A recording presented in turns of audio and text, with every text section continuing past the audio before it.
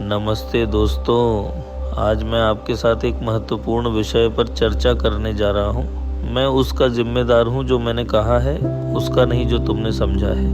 अक्सर हम ऐसी स्थितियों में आ जाते हैं जहाँ हम कुछ ऐसा कहते हैं जो गलत तरीके से समझा जाता है। ये हमारे लिए निराशाजनक हो सकता है, खासकर जब हम जानते हैं कि हमारा इरादा कुछ और था। लेकिन क्या हम वास्तव में उस चीज़ के लिए जिम्मेदार हैं जिसे दूसरों ने गलत तरीके से समझा है? मेरा मानना है कि हम नहीं हैं। हम केवल अपने शब्दों के लिए जिम्मेदार हैं, न कि दूसरों के उन्हें कैसे समझते हैं। जब हम कुछ कहते हैं तो हम अपना संदेश स्पष्ट रूप से और संक्षेप में व्यक्त करने की पूरी कोशिश करते हैं, लेकिन कभी कभी हमारे संदेश का गलत तरीके से अर्थ निकाला जा सकता है।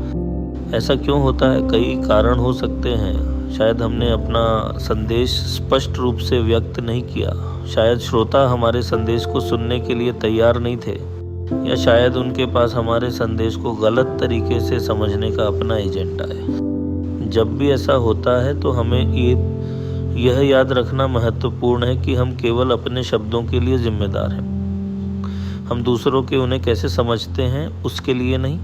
यदि हमें लगता है कि हमारा संदेश गलत तरीके से समझा जा रहा है तो हमें इसे स्पष्ट करने के लिए समय निकालना चाहिए। हम अपने शब्दों को दोहरा सकते हैं या उन्हें दूसरे तरीके से व्यक्त कर सकते हैं। हमें यह भी याद रखना चाहिए कि हम हमेशा दूसरों के इरादों के बारे में नहीं जान सकते हैं। कभी कभी वे हमें जानबूझकर गलत समझ रहे होते हैं।